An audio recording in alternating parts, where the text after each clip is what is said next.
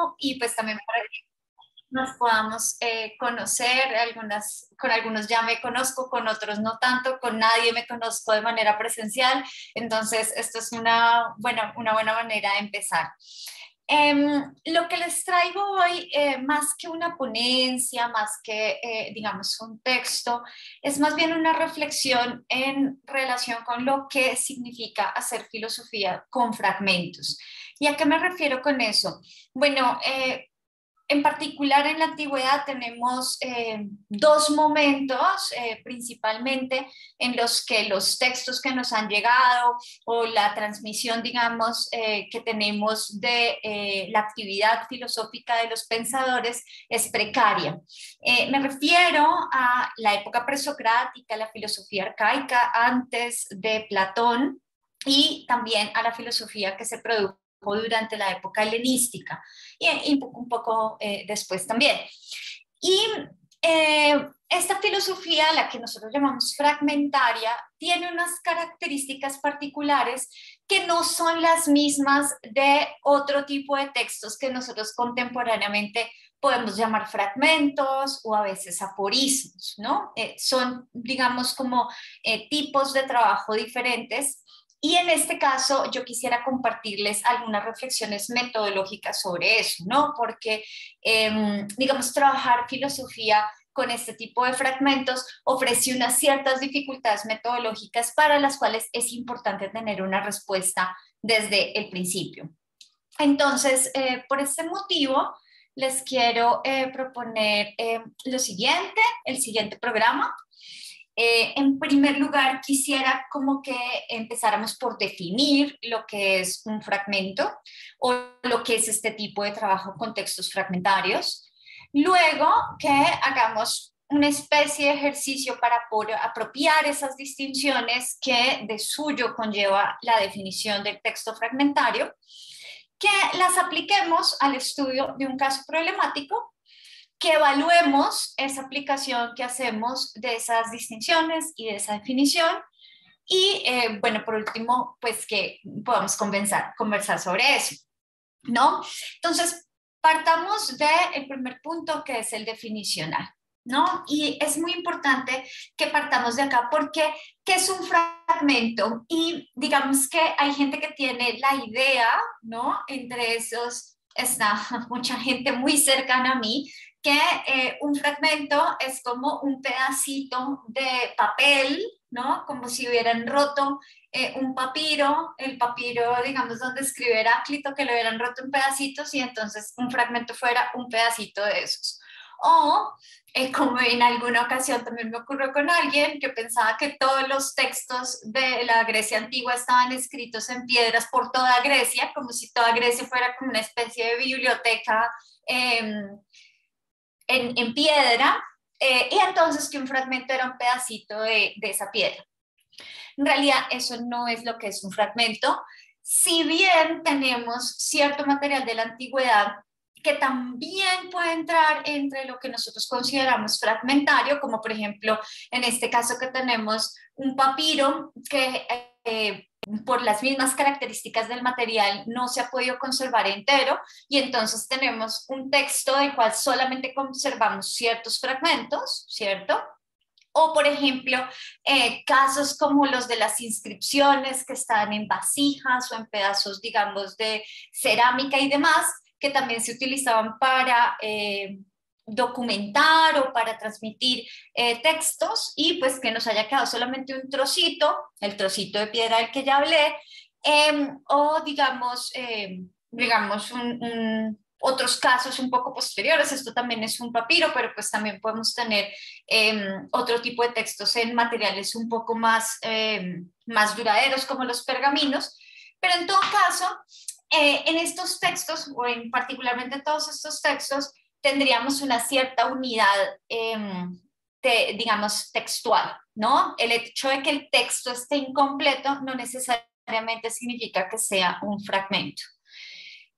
¿Por qué esto es importante? Porque si bien el fragmento se puede presentar en ciertos casos de esa manera, en realidad el fragmento es Más bien, no es realmente, la definición no apela realmente al estado material del texto, sino a un criterio un poquito más microtextual, ¿no?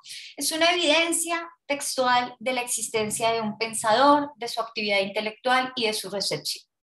Y esta evidencia realmente aparece dentro de otros textos, o sea, no es que los fragmentos sean pedacitos de texto, sino más bien los fragmentos son, si ustedes quieren, citas en otros textos, paráfrasis, reminiscencias. Y la primera persona que hizo un recuento de estos fragmentos, que es Hermann Diels, y cuya edición después fue un poco completada por Walter Kranz, y nosotros conocemos esa edición canónica con el nombre de Die Fragmente der Vorsokratiker, los fragmentos de los presocráticos Diels-Kranz. Ellos distinguen este tipo de evidencia textual de la existencia de un pensador, de su actividad intelectual y de su recepción, lo dividen en los testimonios de su vida y de su obra, Leben und Lehre, los fragmentos propiamente hablando, que son sus escritos o posibles escritos, y los fragmentos falsos, los fragmentos dudosos, los fragmentos, digamos, atribuciones un poco, digamos, espurias, ¿no? Falsche und echte Zweifel, que sería una tercera categoría de esta evidencia textual. Más recientemente tenemos la edición un poco más reciente con unos criterios más filosóficos de Laks Most, y ellos nos hacen esta división de antes de fragmentos más bien en los que tienen que ver con la persona, los que tienen que ver con la doctrina y los que tienen que ver con la recepción de la existencia de un pensador, de su actividad intelectual o de su recepción, ¿no? Entonces, estos son los dos criterios para establecer qué es un fragmento. Y, digamos, en la segunda edición, en Laks Most, todas estas evidencias son fragmentos. En la primera, solamente los segundos, es decir, aquellos que son una reminiscencia directa de la escritura de uno de estos autores, son los que son considerados propiamente hablando fragmentos, aunque no sean pedacitos de texto, sino que sean más bien citas, apropiaciones, paráfrasis y reminiscencias en textos de otros autores de la antigüedad. Teniendo eso en mente, entonces podemos pasar a esa apropiación de las distinciones, que es importante, ¿no? Porque a veces, digamos, nosotros pensamos que cuando abrimos una edición de textos presocráticos o una traducción de textos presocráticos, todos los textos tienen el mismo estatus, y no es el caso, ¿no? Tenemos efectivamente, por un lado, aquellos que podríamos llamar doxografía y biografía. Estas dos categorías se han vuelto en los últimos 10, 15 años mucho menos como separadas, se han vuelto más porosas, se han empezado a fusionar debido a que se considera que los relatos biográficos sobre un pensador de la antigüedad en última son también evidencias de su propia doctrina, ¿no? Recuerden ustedes la famosa teoría de la filosofía como forma de vida. Entonces, en ese sentido, saber cómo se comportaba un pensador de estos es, en cierta forma, digamos, una indicación de su compromiso teórico a nivel ético, político y demás.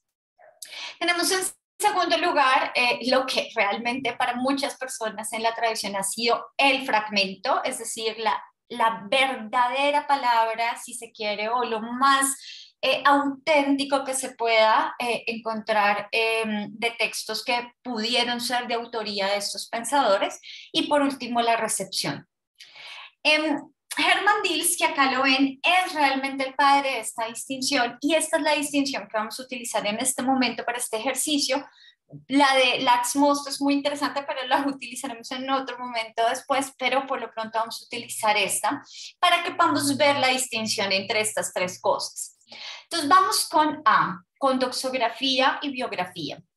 Porque una de las cosas interesantes es que, por ejemplo, nosotros sabemos que el doxógrafo por excelencia es Diógenes Laercio, ¿no? Fíjense acá, les estoy como marcando este fragmento como un K. Diels-Kranz, 22 es la posición en la colección de este pensador, que es Heráclito. A, que es el primer tipo de testimonio, y el 1, que es el primero que se encuentra listado, que se encuentra en DL, Diógenes Laercio, libro 934, ¿no? Este texto entonces va a hacernos referencia a la vida y a la, digamos, a cierto tipo de actividad intelectual de Heráclito. Y cito: finalmente se hizo misántropo y fue a vivir en las montañas donde comía hierbas y plantas. Y como a raíz de esto se enfermó de hidropesía, regresó a la ciudad. Allí preguntó a los médicos enigmáticamente si eran capaces de hacer de una lluvia torrencial una sequía, y como no lo entendieron, se enterró en un establo, con la esperanza de que el calor del estiércol evaporase el agua de su cuerpo. Pero no se produjo ese efecto, y así concluyó su vida a los 60 años. Hermipo, en cambio, afirma que le dijo a los médicos que, si eran capaces, le vaciaran las entrañas para secarle la humedad, y que, como ellos se negaron, se expuso al sol y ordenó a los niños que lo cubrieran con estiércol, y que así extendido, al día siguiente murió y fue enterrado en el ágora. Por su parte, Neanto de Cícico dice que, al no poder quitarse encima el estiércol, quedó transformado a tal punto que no fue reconocido por los perros, que lo devoraron, ¿no?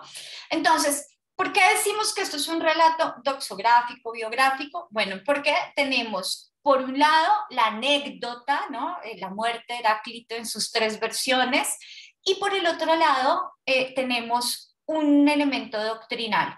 ¿Cuál sería el elemento doctrinal? El hecho de que Heráclito pensara que se podía producir la sequía a partir de la humedad, es decir, la famosa tesis de la unidad de los contrarios o de la contradicción de opuestos, que aparece pues en Heráclito, ¿no? Entonces tenemos, fíjense, un elemento doctrinal dentro de una anécdota sobre la vida de Heráclito. Por eso decimos que este tipo de testimonio es un testimonio doxográfico o biográfico o doxográfico. Pero por otro lado tenemos los famosos fragmentos, y digamos, vamos a utilizar para este ejercicio el B56, transmitido por una de las mejores fuentes de fragmentos de Heráclito, que es Hipólito de Roma, en la refutación a todas las herejías, el libro 995. Y este fragmento es interesante, o este autor, esta fuente es interesante porque cita a partir de alguna fuente, hace lo más parecido que nosotros podemos imaginarnos en la antigüedad, que es una cita textual, aunque el contexto no nos ayuda a reconstruir muy bien, digamos, el hilo argumentativo, narrativo en el que se podían encontrar estos testimonios. Pero Hipólito nos cuenta lo siguiente y nos lo transmite como palabras propias de Heráclito. Cito: se equivocan los hombres respecto del conocimiento de las cosas manifiestas, como con Homero, quien pasó por el más sabio de todos los griegos. A este, en efecto, lo engañaron unos niños que mataban piojos, diciéndole: cuantos vimos y cogimos, a eso los dejamos; cuantos no vimos ni cogimos, a esos los llevamos, ¿no? Entonces, Hipólito nos dice que esto es absolutamente auténtico y original de Heráclito, y por esa razón se considera un fragmento de la posible obra auténtica y original, si es que la hubo, de Heráclito. Y por último tenemos la parte de la recepción, y acá en la recepción tenemos un testimonio tardío de un filósofo neoplatónico, Jámblico. Acá les estoy presentando el fragmento 68, que está en un texto llamado Sobre los Misterios, libro 1:11. Y en este texto vemos un ejemplo de lo que es más bien la apropiación de una idea heraclitia a un contexto, digamos, particular, filosófico, literario, histórico y demás. Y cito, dice Jámblico: por ello, cuando contemplamos tanto en comedias como en tragedias pasiones ajenas, apaciguamos las pasiones propias, las tratamos moderadamente y purificamos.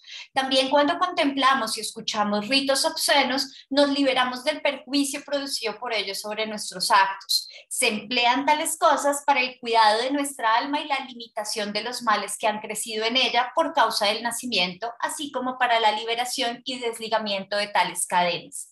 Y probablemente por esto así como, perdón, y probablemente por todo esto los denominó Heráclito remedios, en la idea de que apaciguaran las calamidades y curaran a las almas enfermas de los males que conllevan desde su nacimiento, ¿no?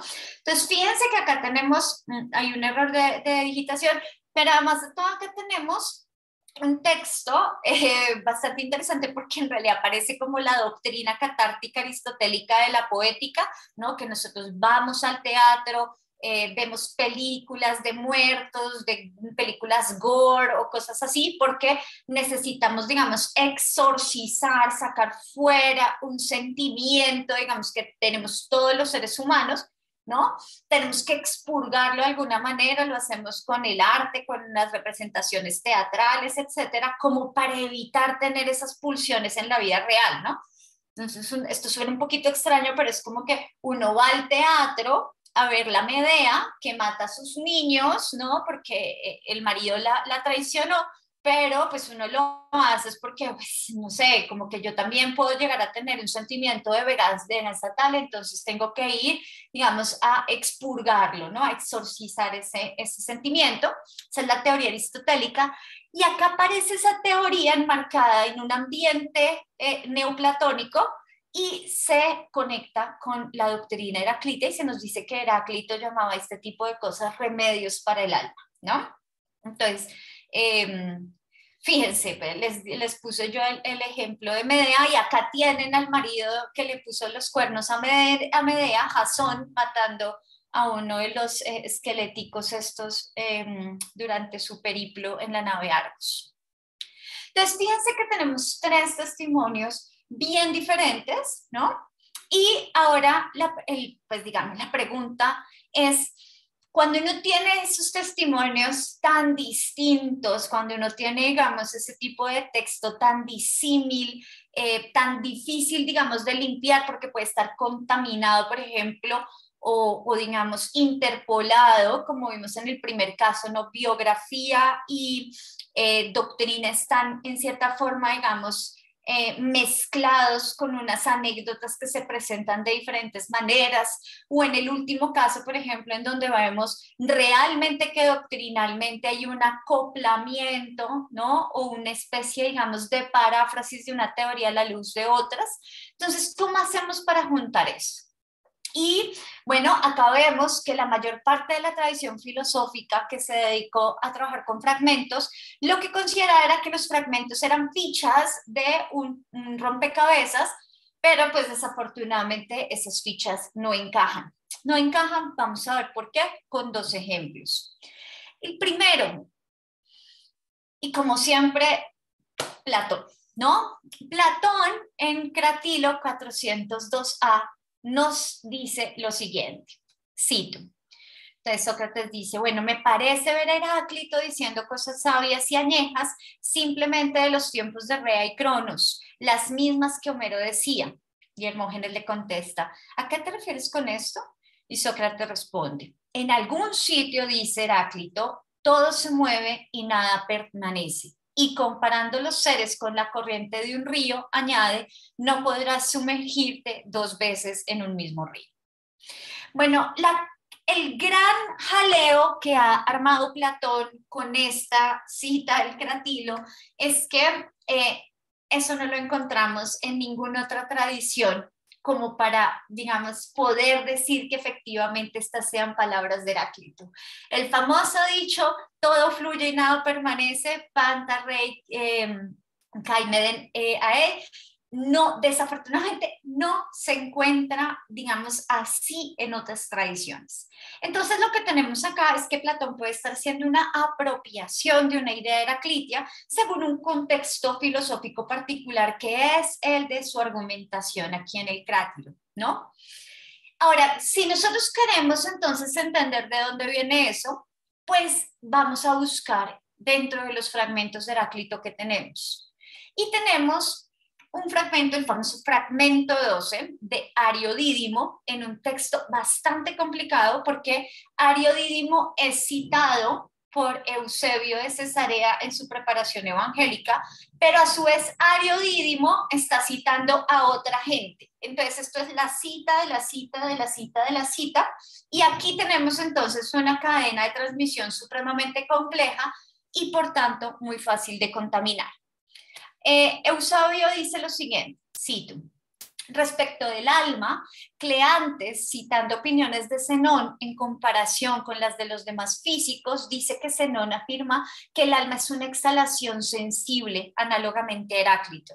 Este, en efecto, queriendo hacer patente que las almas exhaladas se vuelven siempre inteligentes, las compara con los ríos mediante estas palabras. Sobre quienes se bañan en los mismos ríos, afluyen aguas distintas y otras distintas, y también son exhaladas almas desde lo húmedo. En forma semejante, Heráclito, por ende, Zenón declara que el alma es una exhalación, ¿no? Fíjense este fragmento tan complicado. Tenemos doctrina estoica, por un lado Cleantes y Zenón, por el otro lado Heráclito, y tenemos una especie, digamos, de analogado entre ambas teorías. Nosotros sabemos que los estoicos querían muchísimo a Heráclito, pero acá es difícil establecer qué es lo heraclitio y qué es lo estoico. Entonces, claro, acá empezamos a activar. Bueno, ya sabemos que Platón nos había transmitido una idea similar, ¿cierto?, a la de los ríos. Claro que Platón está haciéndolo, digamos, en otro contexto. Tenemos esta tradición estoica que sabemos que es posterior a Platón, entonces ya ahí podemos empezar a identificar cuáles son los elementos que no van. Y además tenemos otra tradición que es la aristotélica, muy cercana a la de Platón y por lo tanto muy, pues digamos, muy antigua. Si antiguo se le puede llamar a Platón y Aristóteles por comparación a Heráclito, en el de Ánima, en que Aristóteles nos dice que Heráclito decía que el principio es alma, un principio de los seres vivos es alma, puesto que es la exhalación de la cual se constituyen todas las demás cosas. Entonces, fíjense, ese elemento que aparecía en la tradición estoica de la exhalación, ¿no?, está también en Aristóteles. Entonces, hay una buena razón para poderlo rescatar como posible elemento original de Heráclito, y también eso nos indica de la tradición estoica que podemos limpiar. Tenemos otro fragmento posterior de Clemente de Alejandría. Cito, nos dice: para las almas es muerte convertirse en agua, para el agua es muerte convertirse en tierra, pero de la tierra nace el agua y del agua el alma, ¿no? Este fragmento lo podemos, digamos, juntar con estas tradiciones porque primero nos aparece pues esta idea de que el alma está compuesta de agua. El agua puede ser el origen de algún tipo de exhalación, o de todas maneras tenemos también acá la imagen del río. Y en este caso tenemos también como una idea del alma como un elemento físico. Y por último tenemos este otro testimonio de Estobeo, en el que ya digamos como un poco yéndose por las ramas, Estobeo nos dice lo siguiente: cuando el hombre se embriaga, se tambalea y es conducido por un niño impúber sin atender por dónde va, al tener su alma húmeda. El alma seca es la más sabia y la mejor.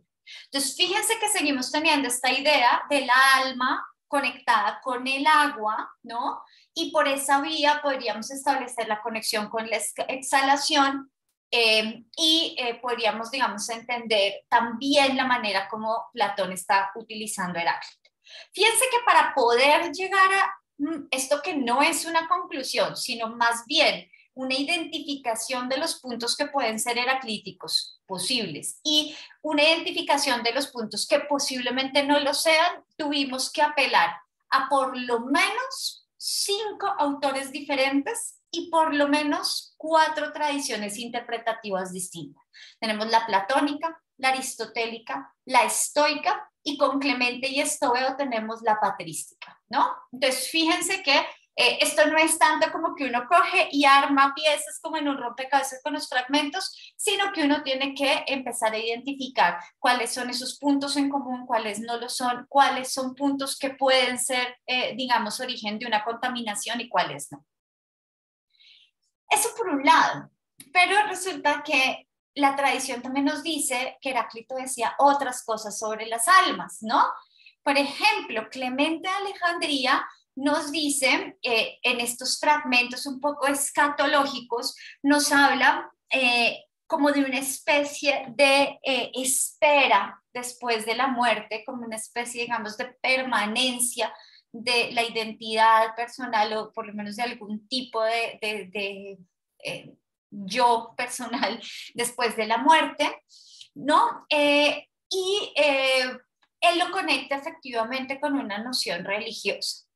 Ahí vamos que empezamos nosotros a dudar, bueno, ¿y por qué esto podría ser Heraclitio? Primero, Heráclito es un gran crítico de la religión. Segundo, si Heráclito, como vimos en los fragmentos anteriores, tenía una imagen del alma física, material, pues, ¿qué es lo que entonces pervive después de la muerte? ¿Mm? Y fíjense este fragmento tan extraño de Plutarco, ¿no? Cito, en efecto, conservan aún fuerza intermitente y dispersa y se tornan firmes y translúcidas de modo tal que son alimentadas por la exhalación que les toca en suerte. Así dice correctamente Heráclito que las almas tienen olfato bajo el Hades, ¿no? O sea, este fragmento sí ya nos tumba a todos, porque entonces se nos está hablando de la tradición, digamos, o de la idea del alma como algo que pervive después de la muerte, esa idea escatológica del alma, no la está mezclando con una idea física, ¿no? La de la exhalación y que en cierta forma las almas tengan olfato bajo el Hades porque están alimentando esa exhalación, por esa exhalación, eso es bastante extraño. Y bueno, tenemos además de toda otra vertiente de esta otra interpretación psicológica de Heráclito, ¿no? En la que se nos dice, por ejemplo, Estoeo nos dice que Heráclito consideraba que el ethos, el carácter de cada quien, es el daimon para cada hombre, ¿no? Y ahí uno dice, claro, Platón, Sócrates y demás, todo eso le resuena a uno. Y por otro lado, tenemos este famoso fragmento de Heráclito, el B45, uno de los más famosos de Heráclito, en el que se nos dice que los límites del alma no se pueden encontrar, digamos, de manera sensible, ¿no? Porque, digamos, ese logos, esa razón o esa, digamos, esencia del alma es muy profunda y muy difícil de alcanzar. Es algo, digamos, que no está visible a nuestra investigación, ¿no? Entonces, fíjense que tenemos entre la tradición que ya vimos antes, una tradición física del alma, por así decirlo, y acá una tradición que en cierta forma tiene ciertos resquicios de esa idea física, pero que en realidad tiene una idea escatológica que roza y debe estar rozando muchísimo la idea de un alma inmortal. Esto, por ejemplo, lo terminamos, digamos, de empatar con el fragmento de esto en que se nos dice que el alma es un logos, es decir, algo que no es de carácter material, que se acrecienta a sí mismo, ¿no? Entonces tenemos una, digamos, tradición de fragmentos que hacen del alma, de la psicología heraclitia, una cuestión puramente física, y tenemos otro grupo de fragmentos que hacen todo lo contrario, es una tradición escatológica y que en cierta forma está abogando por la inmaterialidad o la inmortalidad del alma. Entonces, cuando uno tiene esto es cuando uno se da cuenta que trabajar con fragmentos no es como mirar a ver cómo los hace encajar uno con el otro, sino que realmente necesitamos un plan. Y por ese motivo es que yo trabajo con tradiciones interpretativas, es decir, más que trabajar con fragmentos, yo propongo que la mejor manera de trabajar con este tipo de material es ubicando tradiciones interpretativas que nos permitan determinar cuáles son, digamos, las exigencias argumentativas del autor que está citando los textos y así podamos ser capaces de, comparando con otras tradiciones interpretativas, limpiar los elementos doctrinales que son ajenos al pensador presocrático y poder hacer una reconstrucción, digamos, lo más acertada posible de ese pensamiento, ¿no? Y esto es a lo que yo le he llamado la lectura contextual, ¿no? Es una lectura que es muy cuidadosa, no solamente de los contextos textuales, sino también de las tradiciones interpretativas.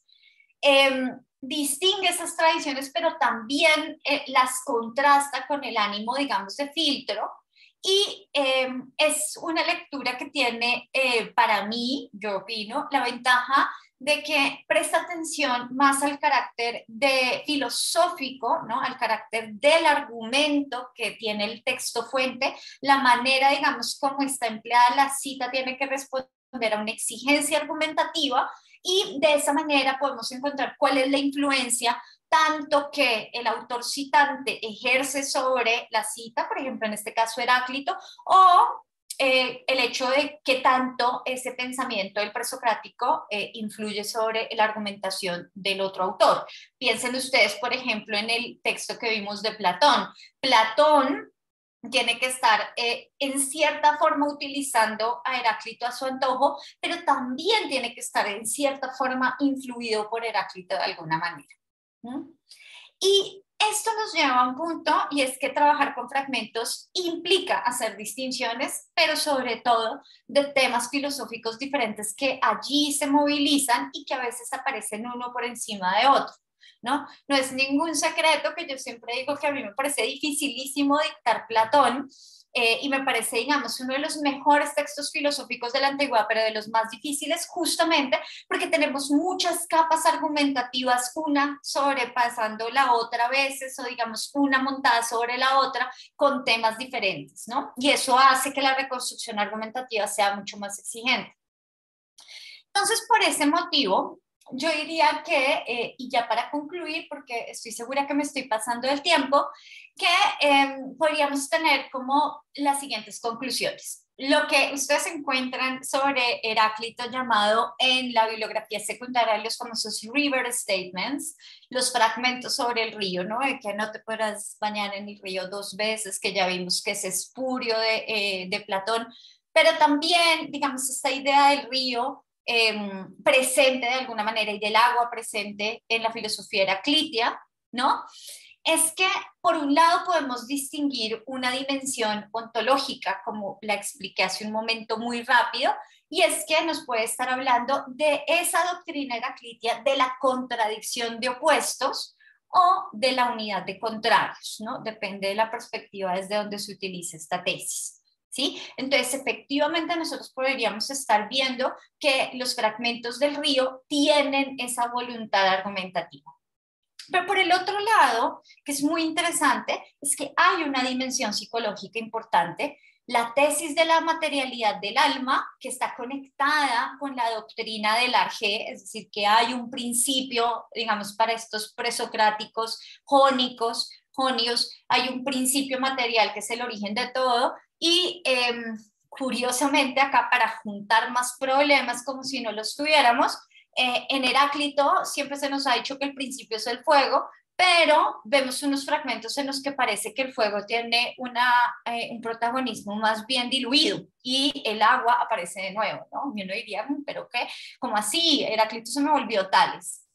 Y por el otro lado hay que distinguir una dimensión epistemológica y fíjense que en ese fragmento del río se nos decía que las almas eran como un río, ¿no? Como una exhalación que se va alimentando, parece, de experiencias, ¿no? Parece que la imagen en realidad nos está tratando de mostrar como algún tipo de descripción sobre cómo funciona, digamos, nuestro conocimiento, que se va incrementando constantemente según las experiencias, como las aguas de un río o algo así por el estilo.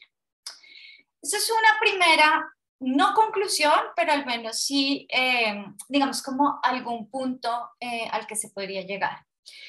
Pero por el otro lado, y digamos, por eso me parece muy importante poner, pues no importante poner a la sirenita acá, pero sí es una imagen, digamos, importante de retener, porque el hecho de pensar en el alma material nos pone en una tradición interpretativa sobre la filosofía antigua muy importante, una tradición materialista muy importante que trató de explicar el fenómeno de la vida como una especie de epifenómeno o digamos, sí, como una especie de epifenómeno de la adecuación material.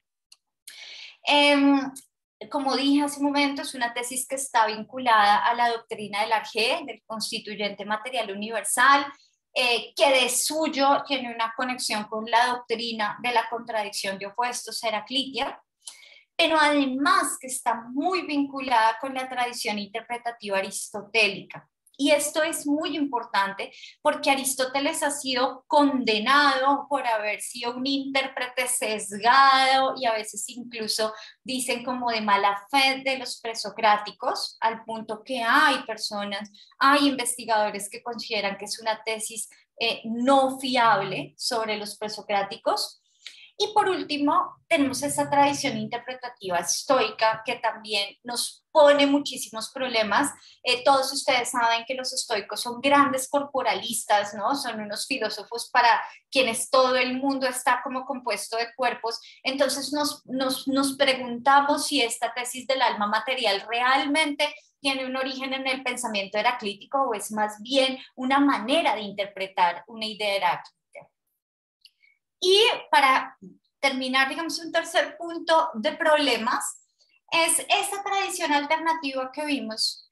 ¿Qué papel jugaría una idea de la inmortalidad del alma? La pregunta no es menor cuando uno habla de Heráclito por varias razones. Por el hecho de que Heráclito se considera como el primer filósofo presocrático en que se ocupa, digamos, como del individuo, ¿no? Del yo, ustedes lo vieron, ese fragmento, digamos, que vincula el carácter humano con su daimon, ¿no? Como el caso de Sócrates, con su demonio personal, con su Pepe Grillo hablándole al oído todo el tiempo. Y por otro lado, pues esa tradición sobre la inmortalidad del alma, de tintes pues pitagóricos, platónicos y demás. Casi todo el mundo quería argumentar en favor de esta teoría. No, pues no todo el mundo, pero sí buena parte, digamos, de los más famosos entre los antiguos. Entonces tenemos la pregunta de si es realmente una tradición interpretativa tardía de orden escatológico, como lo vimos en los textos patrísticos. Naturalmente ellos doctrinalmente tienen que rescatar de alguna manera la inmortalidad del alma. Uno no puede llegar a armar la iglesia cristiana sin pensar en esto, que es algo fundamental del dogma. Por el otro lado tenemos, fíjense, recuerden ustedes ese fragmento de que el alma es un logos que se acrecienta a sí mismo, ¿no? Una doctrina, digamos, o una idea que vincula el alma, el principio, digamos, de racionalidad y de vida humana con algo inmaterial, con el logos, si ustedes quieren, con una razón universal. Podríamos estar pensando, digamos, en esos términos un poco demiúrgicos, buscando, digamos, una conexión con la divinidad, como es el caso de Platón, o más bien con un asunto un poco metafísico, más por el lado, digamos, de los pitagóricos, como algo de otra naturaleza, probablemente matemática, como un constituyente, de todas maneras, un constituyente inmaterial de la realidad o una base inmaterial de la realidad, ¿no? Y también esto nos pone en un problema adicional, más de orden filológico, pero que tiene, digamos, su interés para la tradición filosófica, que es cómo surge el término de alma, psique, ¿no? Heráclito es uno de los testimonios más antiguos que tenemos que conserva la palabra psique, que ya tiene la palabra psique entre sus testimonios. Y esto, salvo algunos otros testimonios menores, en realidad nos estaría diciendo, nos estaría indicando en qué momento surge esta idea, ¿no? En qué momento se acuña este concepto, se crea este concepto, y esto también nos dice cuáles serán las necesidades filosóficas para ello. Bueno, esto nos lleva entonces a la distinción. Tenemos, ahora sí, para concluir, dos tradiciones interpretativas, dos reflexiones distintas, una tradición materialista y una tradición escatológica, y pues naturalmente intereses filosóficos de cada tradición que son distintos y un aprovechamiento del dictum heracliteo que también es distinto consecuentemente. Pero también nos lleva a dos reflexiones diferentes. Platón, por ejemplo, y Aristóteles nos hablan de esto, y es que hay en cierta forma una especie, digamos, de, no sé, pelea o pugna entre la filosofía antigua, la filosofía del mundo antiguo, entre una explicación del mundo natural, ¿no? O la tarea del filósofo como un físico, como alguien que explica el mundo natural, y una explicación ética, ¿no? O una explicación que se consagra es explicar el fenómeno humano.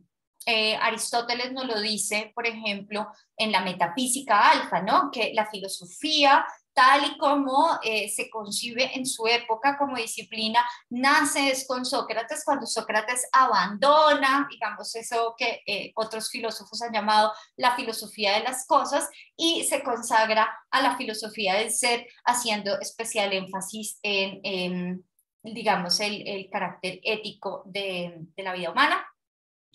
Y pues ya teniendo esto, por eso quería compartir con ustedes, digamos, esta breve descripción de lo que es un método para trabajar filosofía con fragmentos, en el caso de los presocráticos, trayéndoles el ejemplo de Heráclito y de los problemas que supone leer a Heráclito sin tener, digamos, como una estrategia metodológica. Muchas gracias.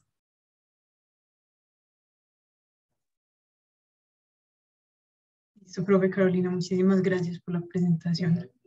Estuvo muy buena, muy interesante. Ya abrimos entonces el espacio de preguntas. Si tienen alguna, pueden alzar la mano y les habilitamos el micrófono o por el chat, si lo desean.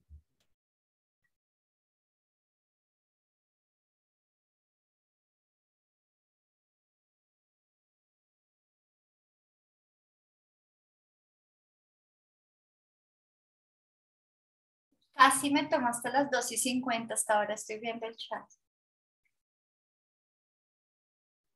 Sí, si no había problema con eso. Bien.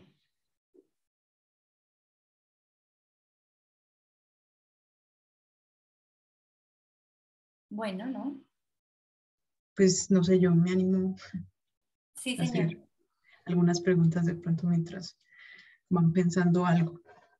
Así como en un sentido general, profe Carolina, ¿cuál cree usted que sería la importancia filosófica de reconstruir las ideas de estos filósofos que no tienen pues como una unidad textual tal como la que encontramos en filósofos posteriores? Como cuál sería la importancia de tratar de ir al detalle y encontrar lo que sea más apropiado a las ideas que efectivamente le pertenecieron a este filósofo, en un sentido pues como ya general para la construcción de la tradición filosófica. Bueno, esa es una pregunta interesante, porque a mí me parece particularmente importante el estudio de estos pensadores, bueno, porque yo me dedico a ellos, pero además de todo porque es el punto de partida, el punto donde se originan muchos problemas que la tradición filosófica posterior, a la que la tradición filosófica posterior le va a consagrar pues su quehacer, ¿no? El hecho de que uno pueda encontrar además estos puntos de partida, estos problemas, también explica en cierta forma la manera como se articula el pensamiento platónico de aristotélico, que es fundador de la tradición filosófica en otros sentidos.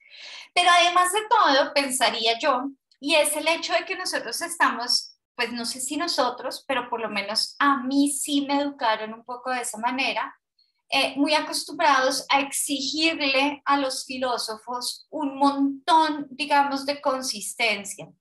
Como que todo lo que tienen que decir tiene que encajar perfectamente y uno no ve matices, no ve distinciones entre temas. A veces, digamos, no se le perdona a un filósofo que se dedique a otras cosas de las que se ha dedicado siempre o que se haya arrepentido y haya cambiado su manera de ver las cosas.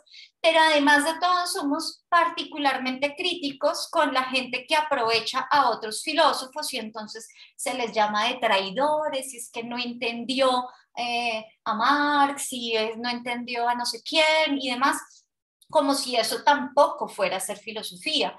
Y eso me parece muy extraño porque los problemas pueden que tengan un origen, pero ellos mismos son el punto de partida de una serie de discusiones, de aprovechamientos, de críticas, de arrepentimientos, ¿por qué no? de poner, digamos, a prueba cierto tipo de caminos de investigación, de pronto aprovecharlos, de pronto dejarlos de lado y demás. Y me parece que eso es particularmente interesante en esta tradición filosófica que todavía estaba buscando un método, que todavía estaba creando conceptos, todos los conceptos filosóficos que nosotros tenemos hoy en día, para ellos no estaban disponibles, ellos estaban haciendo filosofía, inventando un lenguaje filosófico, entonces me parece muy importante por ese motivo tenerlos en cuenta. Listo, muchas gracias por la respuesta, profe. Y aquí creo que Oed hace una pregunta, no sé, Oed, ¿prefieres que las lea o quisieras intervenir? Te activo el micrófono.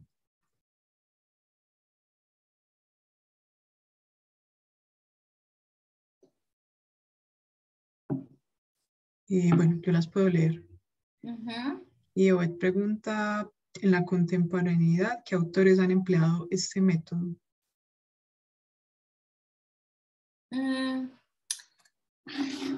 Esa es una pregunta interesante también, Obed, porque hay quienes sostienen que la dialéctica no es ni mucho más ni mucho menos una invención socrática, sino que tiene un origen presocrático como método, como disciplina. Hay quienes dicen que el padre de la dialéctica es Zenón de Elea, por ejemplo. Hay quienes dicen que Heráclito tiene mucho que ver con eso. Y lo que sí sabemos es que Platón, bueno, Sócrates y Platón, de diferentes maneras, perfeccionan o desarrollan un método dialéctico. Aristóteles después lo reglamenta y también de una manera diferente lo utiliza como la base de la investigación filosófica, es decir, la base de la investigación filosófica es dialogar con otros, ¿no? Someter a prueba opiniones, dogmas, teorías y demás. Y yo diría, digamos, que el fuerte de toda la filosofía antigua es eso, ¿no? Es esa base dialéctica. Y entonces, en ese sentido, cualquiera que haga filosofía poniendo a dialogar diferentes puntos de vista, diferentes autores, entrando en confrontación con algún autor, a pesar, digamos, de que no lo tenga al frente o el señor ya se haya muerto hace 40 siglos, el hecho de, digamos, entrar en un diálogo espurio con esos autores, pues sería, digamos, evidencia de este tipo de metodología. Ahora, si me lo preguntas es específicamente para los presocráticos, el método doxográfico sobre todo ha sido desarrollado por un profesor llamado Jaap Mansfeld, también el profesor André Lacks ha sido un gran defensor de ese método y bueno, entre otros, ¿no? Funi y demás, pero es por ese lado por el que yo me interesé y abandoné, digamos, el uso de fragmentos, ¿no? Como que en algún momento me di cuenta que uno no puede exprimir, que uno no puede, digamos, destilarle a un fragmento información sin su contexto. No tengo ni la menor idea quién es el señor Carlos Ginzburg, ni su método indiciario, tendría que averiguarlo porque no conozco nada sobre el señor. Entonces me disculpo, me lo quedo de tarea, ya le estoy escribiendo acá. Listo, profe, gracias. Leo entonces la pregunta de Esteban Estrada. Dice, dependiendo de las ediciones que uno considera para leer los fragmentos, encuentra maneras distintas de agrupar los fragmentos. ¿Es relevante hacer esto? Y si lo es, ¿qué opina sobre las formas en que se agrupan los fragmentos de Heráclito, por ejemplo? Gracias. Esteban, esa es una pregunta de un conocedor. Efectivamente, cada edición de fragmento tiene unos criterios filológicos particulares y unos criterios filosóficos también, ¿no? En cuanto a los criterios filológicos, digamos, yo le podría decir, Esteban, que una de las razones fundamentales por las cuales hay diferentes maneras de agruparlos es el hecho de que se considera el texto de tres diferentes maneras. de una manera microtextual, lo que tiene que ver con la edición propiamente hablando del texto, de una manera macrotextual, es decir, la temática, y de una manera supratextual, que sería como la intención que tiene el fragmento. Diels-Kranz es una edición, y es la edición, digamos, de referencia que se utiliza para la nomenclatura de los fragmentos de los presocráticos. Von Arnim será para lo de los estoicos, pero en el caso de Diels-Kranz lo que tenemos es que la edición se hace por orden alfabético en casi el 98% de los casos, ¿no? Y por orden alfabético, digamos, lo que se quiere mostrar no es que haya una preferencia por una temática o una tradición interpretativa particular. Ahora, si por ejemplo miramos Heráclito en particular, ese caso en particular, tenemos otra edición muy importante, que es la edición de Kirk, ¿no? Y Kirk sí hace, por ejemplo, un libro consagrado a los fragmentos cósmicos de Heráclito, en los que agrupa diferentes temas sobre cosmología, epistemología, ontología, lo podríamos llamar hasta cierto punto, ¿no? Pero él sí tiene, digamos, unas razones filosóficas para hacer esa selección de fragmentos y solo trabajar esos.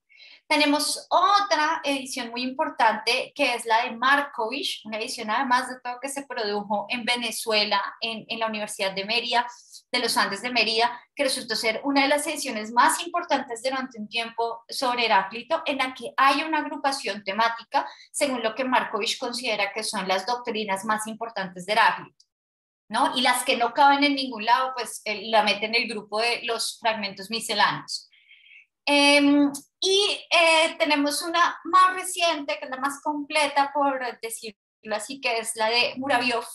Y Muraviov, en cambio, sí hace una edición, digamos, que tiene en cuenta como al derecho al revés los fragmentos de todos los tipos. La Heraclitia son 10 libros, hay unos que se concentran en disponer los textos de manera filológica, otros que se concentran en la disposición literaria, otros que se concentran en la disposición de la recepción, etc.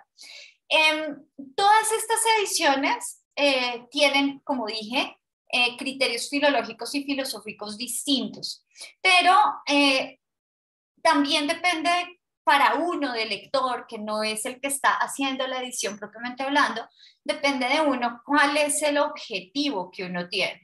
Porque si uno solamente quiere recitar fragmentos de Heráclito, pues uno puede utilizar cualquier edición. Pero si uno realmente lo que quiere es reconstruir el pensamiento de Heráclito, uno necesita una edición que no se concentre solo en los fragmentos, sino también en esas otras, digamos, tradiciones que están gravitando alrededor de los fragmentos, ¿no? Entonces, por ejemplo, en este tipo de ediciones, Markovich fue muy importante, porque Markovich no solamente te da a ti la fuente más importante de un determinado fragmento, sino todas las versiones en las que ese fragmento ha sido recibido en la antigüedad. Y ahí tú entiendes más o menos por qué tradición interpretativa te quiere decir, ¿no? Más que una cuestión de agrupar, que sí lo hacen algunas ediciones con un criterio, digamos, más editorial que cualquier otra cosa, se trata también de entender. Y de entender, por ejemplo, en el caso de una edición, significa de manera específica hacer un estudio muy particular del lenguaje, y no, por ejemplo, digamos, asumir como un fragmento algo que sea un lenguaje que no pudo hablar Heráclito, ¿no? Una versión posterior del griego, cosas así por el estilo. Entonces, fíjate que son muchos los criterios, y el hecho de que, digamos, uno se acerque a ellos depende también de cuál es el objetivo de uno. ¿Mm? Bien, profe. Carolina, muchas gracias. Yo le hago una última pregunta y ya con eso podemos Listo. cerrar. Ahorita que pregunté y usted hacía la reflexión de que al final siempre hay una crítica, como por tratar de decir que hay una especie de tradición en el hecho de no interpretar al pie de la letra a un determinado autor o autora. Yo quisiera saber si entonces tal vez uno de los presupuestos con los que trabaja este método de estudio de los autores clásicos es que no es precisamente que se esté buscando llegar a esa interpretación o a sí, a esa lectura absolutamente fiel a lo que se dijo en un origen, sino también como una comprensión histórica de cuál es el uso, digamos, cuál es la finalidad funcional de algunas ideas que pueden inspirar ciertas cosas que, que buscan otro tipo de objetivos, como lo que usted decía con respecto a la interpretación de la inmortalidad del alma, que digamos para la fundación de una doctrina religiosa sería bueno apoyarse en la idea de que eso efectivamente es una idea que se le puede adjudicar a Heráclito, aunque no sea la interpretación más fiel o no podamos tener certeza de que sea realmente la interpretación más fiel a lo que él haya dicho, parece que hay allí pues como un uso funcional, dependiendo pues del contexto histórico.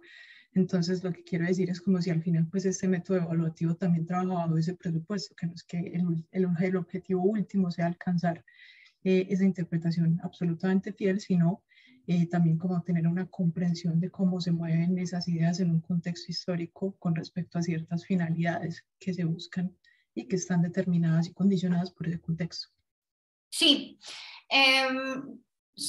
sí, efectivamente, sí, eso es lo que me interesa. Lo que me interesa no es tanto como ser el arqueólogo que descubrió, mejor dicho, el vestigio, sino más bien entender cómo una idea toma es desarrollada de maneras diferentes y da lugar a diferentes cosas, ¿no?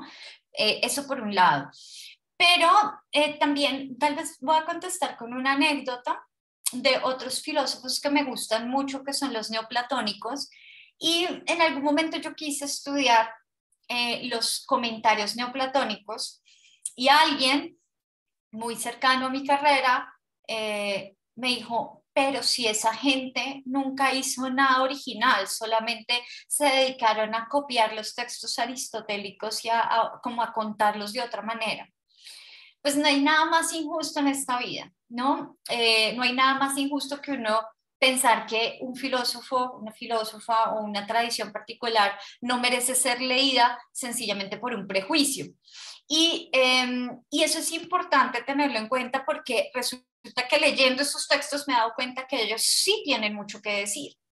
Y tienen tanto que decir, no solamente, digamos, por el hecho de que tienen unos planes, ¿no? Como hacer que Platón y Aristóteles no sean tan diferentes, como conciliarlos, pues porque tienen necesidades doctrinales para hacerlo. Están fundando además de todo un tipo de escolaridad filosófica, entonces en ese tipo de escolaridad filosófica el dispositivo pedagógico por excelencia se vuelve el comentario de texto, lo que nosotros hacemos en un seminario, en un curso, cualquier cosa. Pero por otro lado también, y esto es como lo que más me dejó la enseñanza, en un texto del más difícil de todos estos, de Pseudo Simplicio, él dice o comenta que hay gente que piensa que Aristóteles se contradice, ¿no? Y entonces dice, no, pues es que Aristóteles dijo en tal lugar tal cosa y en tal lugar tal otra, y estas dos cosas no son compatibles, entonces Aristóteles pues se contradijo, es un mal filósofo. Y este autor en particular dice, yo voy a explicar que ese no es el caso, ¿no? Porque uno no solamente tiene que, digamos, leer los textos con un deseo doctrinal ciego, sino que uno tiene que tratar de entender cuál es el procedimiento que se está llevando a cabo en ese texto. Más que histórico, María Camila, es para mí argumentativo. Es decir, que uno pueda entender cómo es que se interpreta, cuál es el dispositivo exegético, cuál es la necesidad hermenéutica y qué producto hay, digamos, de ese tipo de trabajo en un determinado texto. Si uno entiende eso, uno es, primero, capaz de seguir una discusión con alguien y, digamos, discutir sin ofender o, digamos, abandonar la discusión y cosas de ese tipo.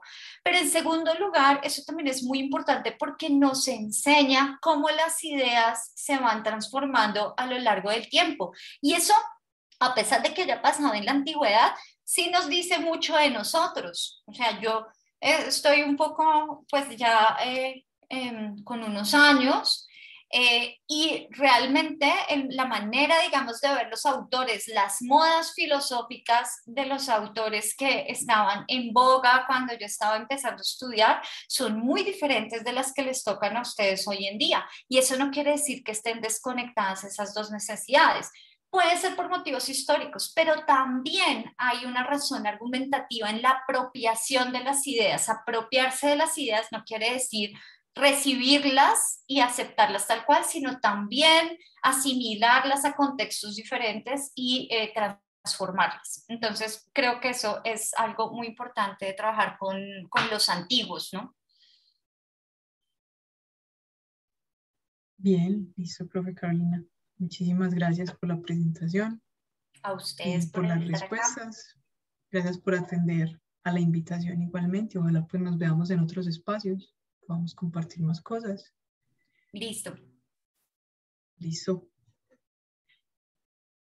Bien, a las y los asistentes, tengo que informarles que la ponencia de Daniel Felipe Franco Gómez, el inconsciente óptico en Walter Benjamin, como una propuesta para discutir el problema del espectador, no va a poder realizarse porque el ponente pues, tuvo un inconveniente, nos avisó hace poco, entonces no va a poder asistir. Yo considero que lo mejor, como para que el cronograma quede de acuerdo a como ya fue publicitado, es que continuemos a las 3:45 con la ponencia de José Agudelo y ya luego con la de Antonia Arias y cerremos la jornada de hoy para no ir a adelantar y que resulte que alguien hubiese querido ver estas ponencias en su horario ya estipulado. Entonces vamos a parar aquí un segundo, un breve receso hasta las 3:45 y muchas gracias, espero que igual nos sigan acompañando.